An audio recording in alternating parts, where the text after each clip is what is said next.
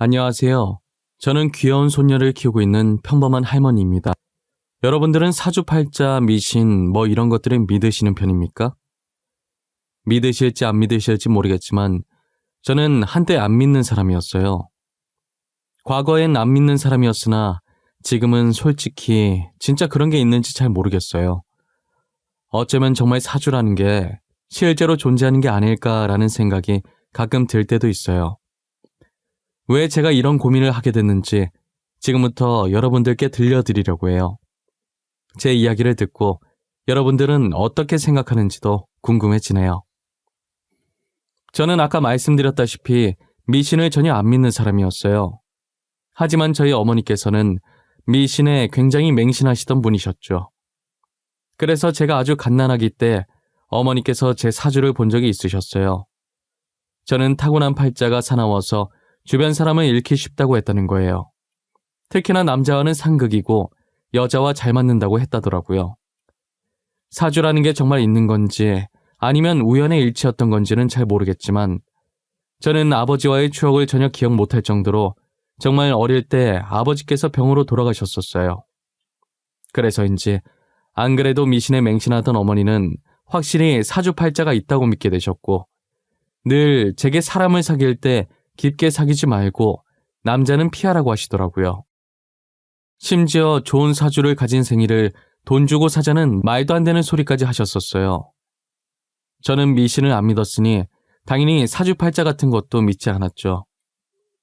그래서 어머니의 말씀을 주의 깊게 새겨듣지를 않았고 돈 주고 생일 사서 팔자 바꾸면 모든 사람이 다 생일을 돈 주고 사겠다고 말 같지도 않은 소리 하지 말라고 했어요.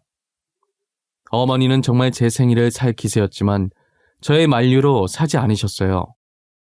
저는 홀어머니 밑에서 자라 대학은 생각도 하지 않았고 고등학교도 겨우 졸업한 후 졸업을 하자마자 남들보다 일찍이 일을 시작했었어요. 당시 저는 쉬는 날 같은 거 없이 평일엔 공장, 주말엔 식당 일을 하면서 닥치는 대로 돈을 모았어요. 거기다 낮에 식당을 열면 오전에 남는 시간도 아까워서 오전에만 가는 아르바이트를 구해서 일을 했었어요. 그렇게 저는 잠자는 시간을 제외한 나머지 시간은 일을 하며 열심히 살았었어요. 이런 식으로 하루도 빠짐없이 매일을 바쁘게 일하다 보니 당연히 연애할 시간도, 아니 연애를 해야겠다는 생각을 할 시간도 없었어요. 그러다 공장에서 같이 일하던 제 또래 남자와 연애를 하고 결혼까지 하게 되었어요. 저희는 결혼 후 신혼집으로 원룸을 구해 공장을 계속 다니며 밑바닥부터 시작을 했어요.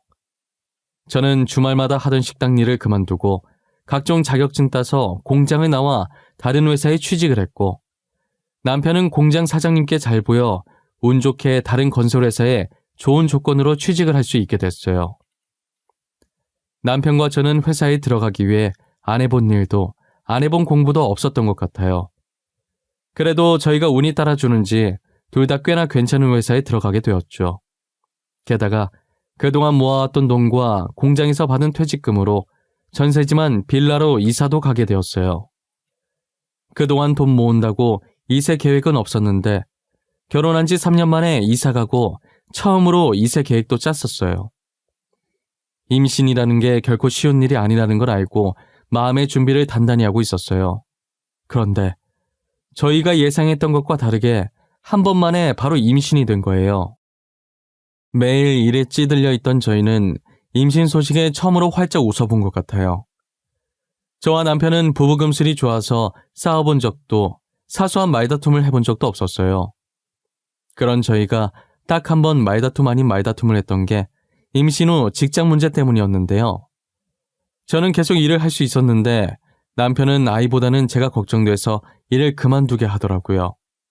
아무래도 제 영양분이 다 아이한테 가고 거기다 일하다 보면 스트레스까지 더해지니까 남편은 제 몸이 망가질까봐 그게 제일 걱정이었던 거예요. 당신 일 그만두면 안 돼? 나 진짜 당신 건강 해칠까봐 걱정이야. 아기야 뭐 잘못되더라도 다시 가지면 되는 거지만 당신이 아픈 건 도저히 못 보겠어. 아이고 또 벌써부터 오버하시네. 내가 알아서 잘해 이 양반아. 내가 어떻게 들어간 회사인데 육아휴직 쓸 수 있을 때까진 버틸 거야. 몸 상하면 어쩌려고 그래, 정말. 나는 당신밖에 없어. 아이보다 당신이 더 중요하다고. 그러니까 회사 다시 잘 생각해봐. 나는 당신이 그만두는 게 맞다고 봐. 여보, 밖에 나가서 그 소리 하면 유난이라는 소리 들어. 혹시 나 임신한 몸으로 전쟁터 나가니? 만삭인 몸 이끌고 나보다 더한 일 하시는 분들도 있어. 그러니까 걱정 그만해. 결국 제 고집을 꺾지 못한 남편은 출근을 하되 최대한 무리 안 가는 선에서 일하라고 신신당부를 했어요. 그래도 이게 다 남편이 저를 걱정해서 이러는 거니까 말다툼을 해도 기분이 나쁘진 않더라고요. 저는 만삭이 될 때까지 일을 하고 육아휴직을 받은 후에 아들을 무사히 출산했어요. 그리고 어느 정도 육아를 해놓고 아들을 저희 집과 가까운 친정어머니 집에 맡겨두고 복직을 하게 됐어요. 아들이 남편을 닮아 순해서 친정어머니한테 맡겨도 전혀 울지 않고 밥도 잘 먹는다고 하더라고요. 저희는 뱃속에서부터 얌전해서 효자라고 생각했는데 태어나서도 효자라며 아들 바보가 되어 있었죠. 남편도 아들도 모두 제 말을 잘 들어서 저는 결혼 생활에 힘든 게 하나도 없었어요. 오히려 이 사람과 결혼해서 아이를 낳고 살길 잘했다는 생각이 많이 들었죠. 지금처럼 이대로 싸우지 않고 셋이서 평생 같이 살자는 다짐도 많이 했었고요. 하지만 제 팔자가 살았다라는 것을 잊고 살지 말라는 뜻인 건지 저희 아들이 10살이 되던 무렵에 남편이 일을 하다 사고로 그만 직사를 한 거예요. 심지어 사고가 난 날 남편의 업무도 아니었고 건설 현장에 갈 일도 없었는데 상사가 급한 일이 생겨 남편에게 대신 부탁하는 바람에 갔다가 사고를 당하게 된 거였어요. 저는 남편의 시체를 직접 확인하고도 죽었다는 사실을 믿고 싶지가 않았어요. 시체를 붙잡고 일어나라고, 왜 몸이 차냐고 자는 거 안다면서 소리 지르고 난리를 쳤었어요. 하지만 남편은 정말 나쁘게도 끝까지 제 말에 대답을 해주지 않았고 눈을 뜨지 않았죠. 장례식장에서도 남편 영정사진을 보며 하염없이 눈물만 흘렸던 것 같아요. 저는 그때까지만 해도 제 팔자 때문에 남편이 죽었다는 생각을 해보지 않았어요. 아예 어머니께서 제 사주를 봤었다는 사실도 까맣게 잊고 있었죠. 그저 왜 이런 일이 제게 일어나는지 신세한탄만 했던 것 같아요. 남편 따라갈까 생각도 많이 했지만 어린 아들을 보니 그러지도 못하겠더라고요. 그래도 10살밖에 안 된 아들이 자기 딴에는 장남이라고 의젓하게 장남 노릇을 하고 있는 거예요. 울어서 지친 제게 다가와서 아무 말 없이 제 손을 잡는데 저 조망만한 손이 얼마나 의지가 됐는지 몰라요. 저는 이 아이를 봐서라도 이전보다 더 열심히 살아야겠다는 생각을 했어요. 이렇게 어린 아들도 담담하게 잘 버텨주고 있는데 제가 여기서 무너지면 안 되잖아요. 그리고 남편도 제가 본인 때문에 무너지는 걸 결코 바라지 않을 테고요. 저는 혼자서라도 열심히 아들을 키우기 위해 제 퇴직금과 집 전세금, 그리고 그동안 저희가 모았던 돈으로 뒤편에 조그만 방 하나가 딸린 가게를 구해서 일도 하고 생활도 하기 시작했어요. 남편 퇴직금과 사망보험금도 있었는데 그 돈은 차마 쓰질 못하겠더라고요. 그래서 제가 가지고 있던 모든 돈을 끌어모아서 겨우 가게를 구할 수 있었어요. 할 줄 아는 거라곤 음식 만드는 것뿐이라 분식집을 하게 되었어요. 싼 가격에 나온 가게라 기대도 안 했었는데 위치가 너무 좋은 거예요. 근처에 학교가 하나 있었고 학원도 군데군데 있어서 아이들이 자주 사 먹으러 왔었어요. 아이들 주머니 사정을 생각해서 최대한 싸게 팔았더니 장사가 잘 되더라고요. 학교 마치고 학원 마치고 허기진 배를 채우러 아이들은 늘 저희 분식점을 찾아왔죠. 그렇게 저는 분식집을 운영하며 아들을 키워왔어요. 아들은 성인이 될 때까지도 제게 반항 한번 하지 않았고 말대답했던 적도 없었어요. 항상 아들을 보면서 또래 애들답지 않게 투정도 부리지 않고 일찍 철이 들어 버린 것 같아 미안했어요. 고등학교 졸업하고 바로 일해서 제게 보탬이 되고 싶다고 하는 걸 얼마나 말렸는지 몰라요. 지금 성적도 좋은데 이대로 대학을 포기하는 건 너무 아쉽다고, 대학을 가야 더 좋은 곳에 취업할 수 있다고 달래고 또 달랬었죠. 어머니, 저 졸업하면 바로 일 시작할 거예요. 이제 성인이니까 저도 어머니께 조금이나마 보탬이 되어드리고 싶어요. 그게 무슨 소리야. 일을 하겠다니. 대학 가야 할 애가 일을 왜 해. 너는 아무것도 신경 쓰지 말고 대학 갈 준비나 해. 싫어요. 저도 일할래요. 돈 벌 거예요. 그동안 어머니께서 저 힘들게 키우셨는데 하루라도 빨리 어머니 짐 덜어드려야죠. 내가 언제 돈 벌어달라고 했어? 아니잖아. 성적도 좋으면서 왜 그러는 거야. 대학 가. 대학을 가야 더 좋은 곳, 돈 더 많이 주는 곳에 취업을 하지. 지금 너 공장밖에 못 가. 제게 한 번도 말대답한 적 없던 아들이 처음으로 제 말에 반대 의견을 내놓더라고요. 아들이 어떤 마음으로 그렇게 말한 건지 잘 알지만 괜히 저 때문에 아들 인생을 망치고 싶지 않았어요. 그렇게 저희는 며칠간 실랑이를 벌이다 아들은 저를 이기지 못했고 제 뜻대로 대학에 가겠다고 말했죠.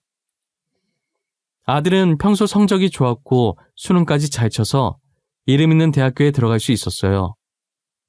저는 아들의 대학 등록금 내줄 돈을 충분히 가지고 있었기에 대학에 가라고 한 것이었는데 아들이 짐 될까봐 열심히 공부해서 장학금 받고 다니는 바람에 제가 등록금을 내줄 기회가 없었어요. 늘 제 생각밖에 하지 않는 착한 아들 덕분에 제가 지금까지 잘 살고 있는 것 같아요. 그런 아들이 결혼할 나이가 다가올수록 저 혼자 괜히 서운해지고 아직은 아들과 더 같이 있고 싶은데 당장이라도 결혼할 여자가 있다고 인사시키면 어쩌지 하는 생각도 참 많이 했었어요. 역시나 제가 한창 생각이 많아졌을 때 아들이 며느리감을 데리고 왔더라고요. 며느리의 첫인상이 솔직히 말하면 그닥 좋은 편이 아니었어요. 얼굴이 워낙 날카롭게 생겨서 성격이 좀 있을 것 같다는 생각이 들었죠. 하지만 사람은 얼굴로 판단해선 안 된다는 말이 있듯이 며느리의 성격이 얼굴과 정반대였어요. 얼굴은 까칠 도도한 반면 성격은 저희 아들이랑 똑같이 순둥하고 순수하더라고요. 제가 그냥 보내는 건 아닌 것 같아서 음식이라도 좀 내오려고 하면 제 뒤를 졸졸 따라다니며 자기가 뭐라도 도우려고 하는 모습이 너무 귀엽고 이뻐 보였어요. 어머님, 혹시 제가 도와드릴 건 없을까요? 저 과일 내놓으시려고 꺼내신 거죠? 그거 제가 들고 나갈게요. 저 반찬들도 식탁에 올려놓으면 되죠? 아이고, 괜찮아요. 내가 할게요. 손님은 대접을 받아야지. 이런 거에서 쓰나. 내가 할 테니까 우리 아들 옆에서 편하게 앉아있어요. 어른이 이렇게 바삐 움직이고 계신데 제가 가면 어떻게 가만히 있어요. 괜찮으니까 편하게 시켜주세요, 어머님. 괜찮다니까 그러네. 그럼 아가씨는 앉아있어요. 차라리 내가 아들 시킬게. 아가씨도 남의 귀한 집 자식인데 시켜 먹으면 안 되지. 그래, 내가 할게. 저기서 쉬고 있어. 손님이 무슨 일을 해. 엄마, 이거 가지고 나가면 되는 거지? 필요한 거 빼놓으면 내가 가지고 나갈게. 아이, 그래도 그럼 밥이랑 수저만 내가 가지고 나갈게. 이건 나도 양보 못해. 어머님, 밥은 저한테 주세요. 얻어먹는데 하나라도 도와야 제 마음이 편해요. 제게 잘 보이려고 일부러 가식을 떠는 게 아니라 원래 본인의 모습이라는 게 느껴졌어요. 밥을 먹으며 이런저런 얘기를 했는데 며느리가 저희 아들처럼 홀아버지 밑에서 자란 아이였더라고요. 아버지께 교육을 어찌나 잘 받았는지 말과 행동이 요즘 애들 같아 보이지 않았고 홀어머니 밑에서 자라 철이 일찍 든 저희 아들이랑 비슷한 게 끼리끼리 잘 만났다는 생각이 들었어요. 저는 이런 아이라면 결혼도 하고 둘이서 평생 싸울 일 없겠다 싶어서 바로 결혼을 허락했어요. 그날 며느리와 함께했던 건 잠깐의 시간이었지만 그 시간 동안 서로를 배려하는 모습이 정말 보기 좋았어요. 결혼하고 며느리는 저와 같이 살기를 원했지만 제가 한사코 반대를 했고 같이 살지 못한다면 일이라도 도와드리고 싶다고 하길래 저는 며느리 고집을 꺾지 못하고 결국 같이 일을 하기 시작했어요. 눈치도 빠르고 손도 얼마나 야물딱지던지 제가 따로 손댈 구석이 하나도 없었어요. 주변에서 며느리와 있으면 자주 부딪힌다는 말을 자주 들었어서 걱정을 많이 했었는데 걱정과 달리 저는 며느리와 사이좋게 행복하고 재미있게 일을 했던 것 같아요. 그리고 며느리가 손자와 손녀까지 낳아서 저희 집엔 아이든 어른이든 웃음소리가 끊이질 않았죠. 저희 가족들 중에 누구 하나 화내는 성격이 없어서 항상 평화로웠어요. 이 평화로움이 평생 지속되길 바랐지만 저희의 평화가 깨지는데 5년이라는 시간밖에 걸리지 않았어요. 저희 큰 손자가 5살이 되던 무렵이었는데요. 저와 며느리는 여느 때처럼 가게에서 일을 하고 있었어요. 그때 주머니 안에 넣어둔 전화가 요란하게 울렸지만 그날따라 손님이 많아서 전화 받을 틈이 없었죠. 어느 정도 사람들이 빠졌을 때 물 마시며 숨을 돌리려는 순간에 다시 전화가 울리더라고요. 번호도 확인 안 하고 받았는데 병원이라고 저희 아들이 사고를 당했는데 위급하다고 하는 거예요. 저는 그대로 휴대폰을 떨어뜨리고 정신이 풀린 채로 허겁지겁 병원으로 달려갔어요. 며느리가 뒤에서 어디 가냐며 저를 불렀지만 제 귀에 들리지 않았어요. 병원으로 가는 택시 안에서도 제발 사람만 있어달라고 기도하고 또 기도했죠. 저는 택시 내리면서 신발 한 짝을 떨어뜨린 것도 모른 채 병원 안에서 아들을 찾아다니기 바빴어요. 하지만 병원에 도착하니 이미 아들은 숨을 거둔 뒤였고 저를 반기는 건 흰 천을 뒤집어 쓴 아들이었어요. 숨을 한번 들이킨 뒤 떨리는 손으로 흰 천을 내려 얼굴을 확인하는데 아들의 몰골이 처참하더라고요. 저는 다리에 힘이 풀려 그대로 주저앉아 아무 말도 못하고 눈물만 흘리고 있었어요. 며느리는 떨어뜨린 제 휴대폰을 열어 최근 기록에 있던 번호로 전화해 병원인 것을 확인했고 뒤늦게 저를 찾으러 병원을 뛰어다니다 저와 아들을 발견하곤 소리를 지르며 손으로 입을 막았어요. 제가 정신을 못 차리고 있자 며느리가 침착하게 의사에게 무슨 상황이냐고 물어보더라고요. 선생님, 저희 남편 어떻게 하다가 이렇게 된 건가요? 교통사고 난 건가요? 한 아이가 공을 떨어뜨려서 주우러 갔는데 갑자기 아이 쪽으로 화물차가 오는 바람에 환자분께서 아이를 구하려고 뛰어드셨어요. 그러다 이렇게. 그럼 그 자리에서 직사한 건가요? 저희 남편 살 가능성은 하나도 없었던 거예요? 병원에 왔을 당시 의식이 살짝 있으셨고 만약 수술을 했다면 살 가능성이 희박하게 남아 있었지만 저희가 수술 동의서를 작성하지 않으면 수술을 진행하지 못합니다. 그래서 몇 번이나 전화를 드렸었는데 저희 아들은 손자와 비슷한 또래의 아이를 구하려다 사고를 당해 세상을 떠나버리고 말았어요. 만일 수술을 했다면 낮은 확률이긴 하지만 그래도 살 가능성이 있었는데 저희가 일한다고 전화를 받지 못해 아들을 살릴 기회조차 날려버린 것이에요. 그날 전화만 받았다면 수술이라도 받아왔을 텐데 제가 아들을 죽인 거나 마찬가지였어요. 의사의 말을 듣고 주먹으로 제 가슴을 얼마나 쳤는지 몰라요. 내가 전화만 받았어도 우리 아들 내가 죽인 거야. 전화 받았으면 이렇게 안 갔어. 분명 살았을 거야. 내가 죽였어. 내가 우리 아들을. 어머님 잘못 아니에요. 저도 전화 못 받았어요. 제 잘못도 커요. 정말 죄송해요. 저라도 전화 받았어야 하는데. 아니다. 내 잘못 맞아. 내 새끼 이렇게 죽어가는 줄도 모르고 그놈의 돈이 뭐라고. 돈 벌려다가 내가 내 새끼 죽인 거야. 수술도 못 해보고 떠나보냈어. 저와 며느리는 끌어안고 아들이 저렇게 된 건 서로 자기 탓이라며 울었어요.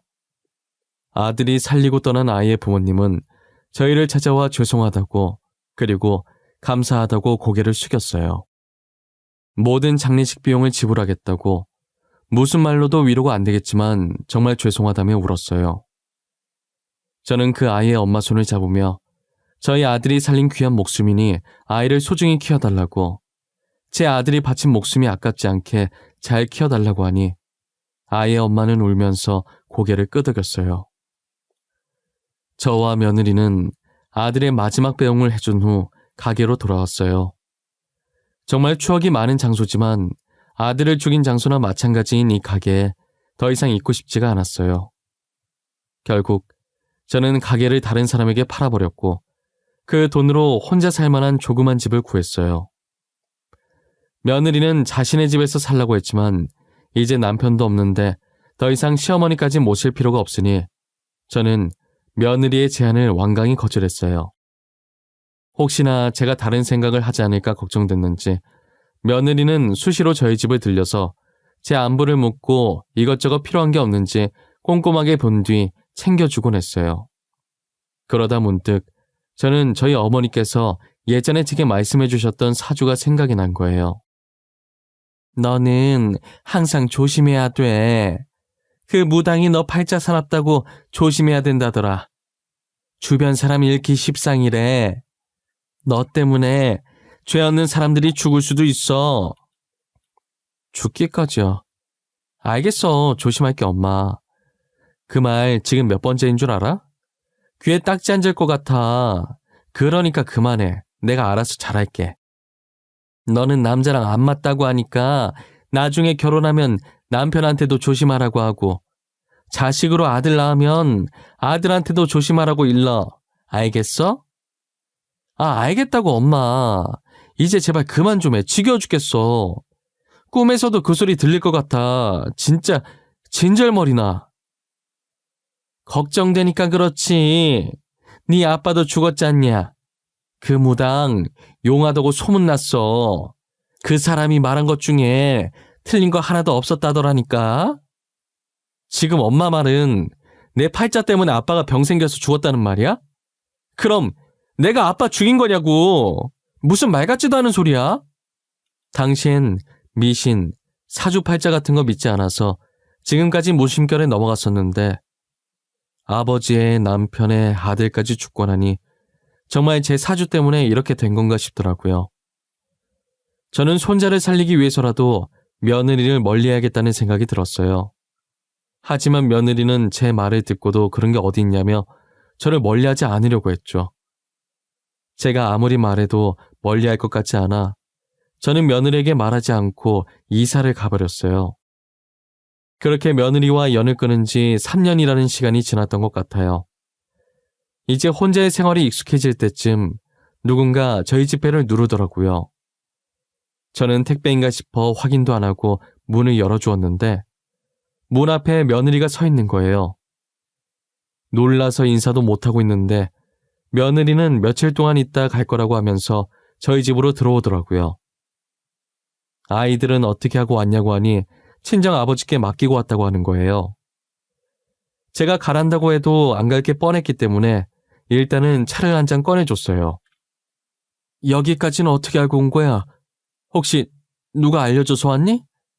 내가 여기서 지내는 거 아는 사람 몇 없을 텐데. 친구분한테 3년간 졸라서 알아낸 거예요. 제가 3년 동안 찾아가서 물어봤는데 모른다고 하시면서 끝까지 안 알려주시더라고요. 왜 그렇게까지 하는 거야? 나 이제 너랑 아무 사이도 아니잖아. 우리 아들도 죽고 없는데 너라도 새 출발 시작해야지. 어떻게 저희가 아무 사이가 아니에요? 저희 아이들의 할머니잖아요. 핏줄이잖아요. 저희가 이혼해서 떨어진 것도 아닌데 왜 남처럼 행동하세요? 저는 계속 어머님 대접해드릴 거예요. 내가 저번에도 말했잖니. 나랑 있으면 손자가 위험해진다고. 나는 손자 지키기 위해서 일부러 너랑 연을 끊은 거야.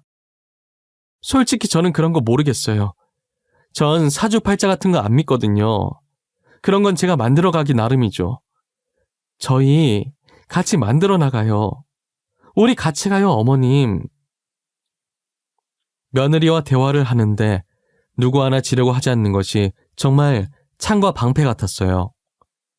정말 1시간가량 정도 실랑이가 계속됐던 것 같아요. 결국 저는 며느리를 이기지 못하고 며느리 손에 이끌려서 나오게 되었죠. 며느리는 저를 친어머니라고 생각하고 정말 잘 챙겨줬어요. 이런 며느리가 세상에 어디 있을까라는 생각이 들 정도로 말이에요.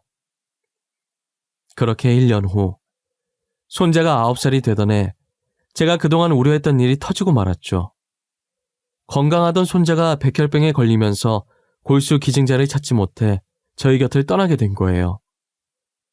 저는 제 탓이라며 그때 어떻게든 며느리를 따라오는 게 아니었다며 울부짖었어요. 며느리는 아들을 잃어 슬플 만도 한데 현실을 담담하게 받아들이고 저를 위로해 주더라고요. 내가 뭐라고 그랬어. 손자도 위험해질 거라고 했잖아. 그냥 나 혼자 살게 냅두지 왜 그랬어? 왜? 나만 없었으면 손자 안 죽었을 거야. 그게 무슨 말이에요? 어머님 잘못 하나도 없어요. 그냥 제 아들 명이 딱 이 정도까지였던 거예요. 어머님 사주랑은 아무 상관이 없어요. 어떻게 상관이 없어? 나는 사주에 나왔던 것처럼 어렸을 때부터 내 주변 남자들이 죽었어. 아빠도 죽고 남편도 죽고 아들에 이제 손자까지. 사주 그대로 흘러가고 있다고. 어머님, 정말 사주대로 가는 거라면 저는 어머님께서 돌아가셨어야 해요.